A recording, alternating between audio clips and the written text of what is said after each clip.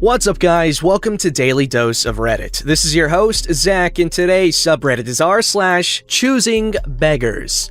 Alright, this story's called Choosing Beggar Wants Me to Buy Her Expensive Food. So around the start of the first lockdown, some close friends of my parents, Mike and Katie, caught Brovid pretty bad and couldn't leave the house. And I used to go to school with their daughter, and so they asked if I wouldn't mind doing some shopping for them every now and then, and they'd pay me back. And I was perfectly happy doing that, and I was doing it for an old lady who lived on my road as well, so I wasn't even going out of my way at all. Anyway, Mike and Katie's neighbor had heard about what I was doing, and she somehow got a hold of my phone number, and so one day when I was on a walk with my friend, I get a call, and this lady who I never have spoken to before in my life basically says, "Hi, OP, I heard what you were doing for Mike and Katie, and since I live right next to them, could you please do my shopping for me too?" And I was okay with this since she lived right next door to the people who I was already shopping for, and I didn't have to go out of my way to deliver her stuff for her. So the next day, she sent me a list of really expensive things, like two 35-pound bottles of wine and some fancy over-the-counter cheese and deli meat. Anyway, I bought all the things for her and knocked on her door and gave her the items. Instead of saying thank you, she has the audacity to say, "What took you so long? I sent you the list over half an hour ago." To which I replied, "I just finished dropping around Mike's and Katie's stuff." She got all angry because I should have prioritized her because her items were more expensive and thus should take priority. I brushed aside her comments and handed her the receipts from the shops, which, by the way, totaled over £100 worth of stuff, and my bank details so she could pay me back. But she took one look at the receipts and my bank details and said, "What do I need with these?" And I felt slightly confused, so I replied with, "Oh, those are the receipts from the shops, and these are my bank details, so you can put the money in my account." She cut me off and said, "Why would I pay you back? You took such a long time getting my food for me. I'm not gonna pay you for such bad service." Then she closed the door on me and I knocked on the door, but she didn't open up again. I was feeling really upset and stressed by this whole conversation. I'm a bit socially awkward and I find one-on-one conversations a little daunting. And I got a text message the next day from her and I expected it to be her saying she paid me or something, but it was another list. So I ignore the list and go about my day, £100 plus out of pocket because of her. Anyway, I get a call from her later that day and she's threatening to get me fired for not doing her shopping. Thing is, I'm a freelance graphic designer. I work for myself, so that threat, even if you can call it that, didn't really scare me. But I was still upset about her basically not paying me back for the things I'd bought for her and being vaguely threatened by some random lady. For about a week or so after, she would constantly text me shopping lists or nasty remarks. Eventually, she just gave up texting me, but she never paid me back. Updates. Here's an update for everyone interested. Mike and Katie told me that they got in contact with their neighbor asking her to pay me. She apparently didn't even try to lie. She just told them that I took too long to deliver the stuff and she was angry at the bad service, so I didn't deserve to be paid. I wasn't taking any money from this except the cost of the food. So I sent the neighbor a text basically telling her I had told Neighborhood Watch about what she had done and I was going to tell the local police and take her to small claims court if she doesn't pay me by the end of this week. I haven't gotten a text back from her yet, but I'll let you know what happens next. Also, thank you for all the wholesome hugs and silver awards. Update 2. So I got a check for the full amount that she owed me dropped through my letterbox today. That's a good ending. I was really sad for OP for a second there, but it all worked out in the end. At least mean neighbor lady didn't lie or whatever. She was an honest butthole, which you gotta appreciate in the world full of dishonest buttholes.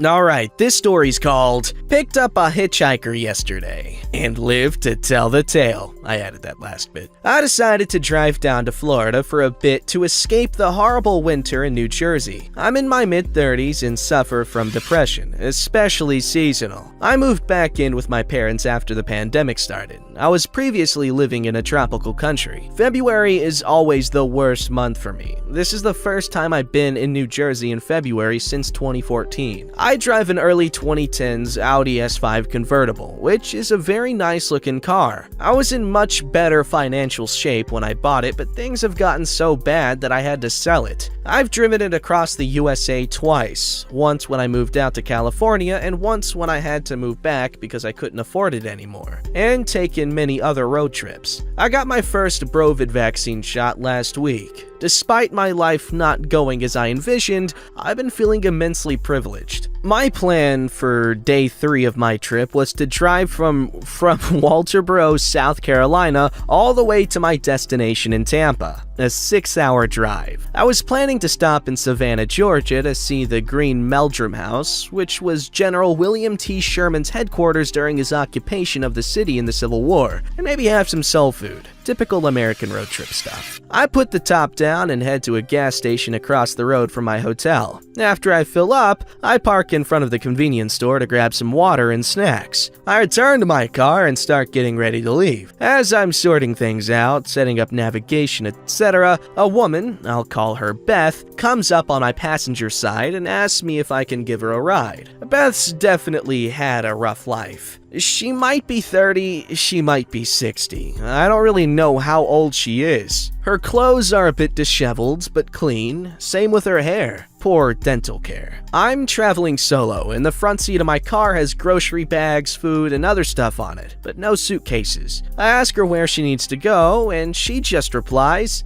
"Just to the nearest truck stop." But then she asks which direction I'm going, and I stupidly tell her Tampa. She then asks to go as far south as you can take me. I tell her that I'm planning to stop in Savannah for a while, and I can take her as far as there. It's a little over an hour away. Her final destination is Miami, but I don't feel comfortable taking her further than Savannah. I clear off the front seat of my car and throw all the junk in the back. The seat adjustment doesn't work because of some corroded electrical components, and I let Beth know that. It's stuck in a fairly comfortable position, so she's okay with it. I take a mask out of one of the suitcases in the back seat and hand it to her. She doesn't put it on. I'm not sure why I didn't insist. I really should have. What I did insist on was that she wear a seatbelt. She didn't put on her seatbelt at first. I told her that I wasn't going to drive her anywhere without a seatbelt on, and she finally agrees. I ask Beth what kind of music she likes. I want to make the trip as comfortable for her as possible. Fortunately, she likes classic rock, so I put some on. Hell yeah! After a few minutes into our drive, Beth asks to stop to get a milkshake and a Coke. I offer to get her something more substantial, like a burger or something, but she declines. We find a Burger King. I ask her what kind of milkshake she wants, and she tells me she wants vanilla. I put the order in and pull up to the pickup window, and she says,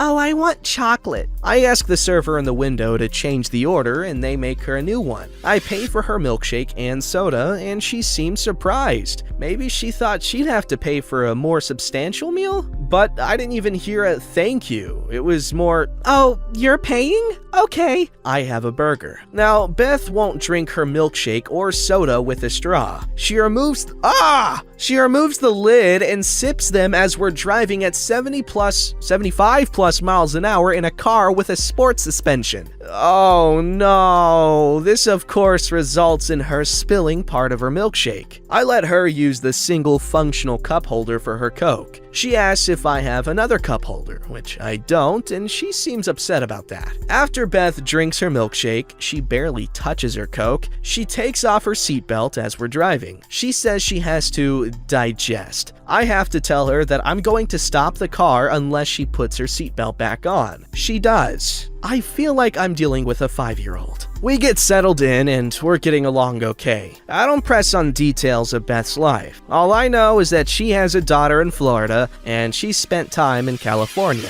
She claims to have a billionaire uncle in Miami who can help her out. I have no idea if that's true. She also tells me she's 58 and used to be a dancer. I think an exotic dancer, but I didn't press for details. I figure I can keep this up a bit and maybe I can take her further. As As we're coming up on Savannah, I tell Beth I'm planning to drive through Savannah to see the Green Meldrum house, but can continue on shortly thereafter. She says, "Nah, let's keep going. I've got plenty of gas and I'm not fatigued at all, and not hungry, so I agree. We'll just go straight to Jacksonville, which is 2 more hours south. I figure she's probably anxious to get home. I guess I can see the landmark on my way back." After we pass Savannah, Beth asks to stop for another milkshake and Coke.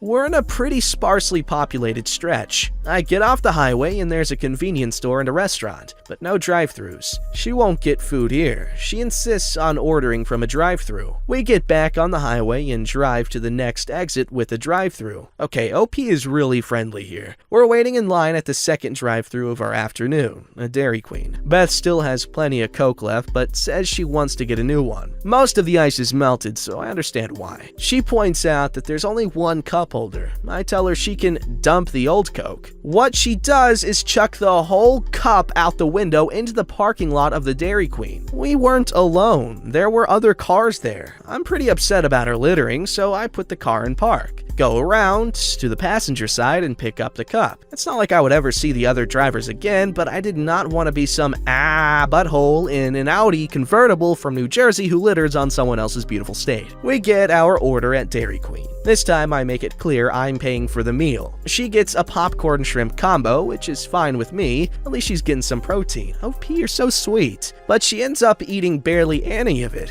She once again refrains from using a straw to drink her milkshake. Once again, we got 2 straws, and she spills more. At one point, I put on a news radio station. After a few minutes, she says, "Let's listen to something else." Aside from these hiccups, things are cordial and pleasant. She initially asked to be taken to a truck stop in Tampa, but I want her to be safe, so I offer to buy her a bus ticket. At least this time I got a thank you. It's $44. I only have $40 in my wallet, but I know she has some cash on her. I stop at the Greyhound bus terminal in Jacksonville. She accepts my $40 and heads inside. Now, I really should have taken off, but I decided to have a snack and rest for a few minutes. As I'm getting ready to leave again, I see Beth walk toward me. I ask her what happened. She says, "They won't sell me a ticket. The lady said they were sold out and I should come back in a few hours. This happened last time too, even though I told her I had money for a ticket this time. It was the same— oh no. It was the same N-word as before." Had to censor for this sub. I can't say I was shocked at her racism, but man, I was just trying to do something nice for someone in a bad situation, and she had already been at this Greyhound station in Jacksonville and gotten in trouble before? My guess is that whomever she's going to see in Miami wants nothing to do with her. If you've read this far, thanks for listening to my rant. I just took an unnecessary risk for someone pretty rotten. At least she's safer now? I don't know. I realize I could post this on Am I the Butthole for validation, but I definitely know I am not the butthole here. That is terrible. That is horrible. But does that make a good story? Alright, this story's called, yes, The Expert. I am 15 years old and earn a little bit of money for myself with repairing bikes near a local dirt jump spot, mountain biking. I mostly help little kids that have problems with their bike for free because they can't do it better. I know very much about bikes and have proper tools to repair them. Anyway, one day, a guy wrote me via DMs on Instagram and asked if I could help him with a little bent in his wheel. Sure, I said, and asked for some pictures and more information about the bike. By the way, I always tell people when I think that I can't fix it and say they need to get to a bike shop. When he sent me the pictures, I was shocked. The rear wheel of the bike was completely destroyed and damaged. I told him I can't fix it and he should visit a bike shop. But he said he ordered a new wheel and I have to put it on. So I asked again for more information about the wheel. He ordered a 26-inch wheel. The bike was a size M 29-inch bike, so no way it's gonna fit. Also, I guess the wheel he ordered was for a kid's road bike. The bike he had was an adult mountain bike. When I said that's not going to fit, he got angry. But I already paid for the wheel. You have to put it in for free now. I said nothing and blocked him. That was probably a good idea. Don't forget to like, subscribe, and hit that bell to never miss an episode.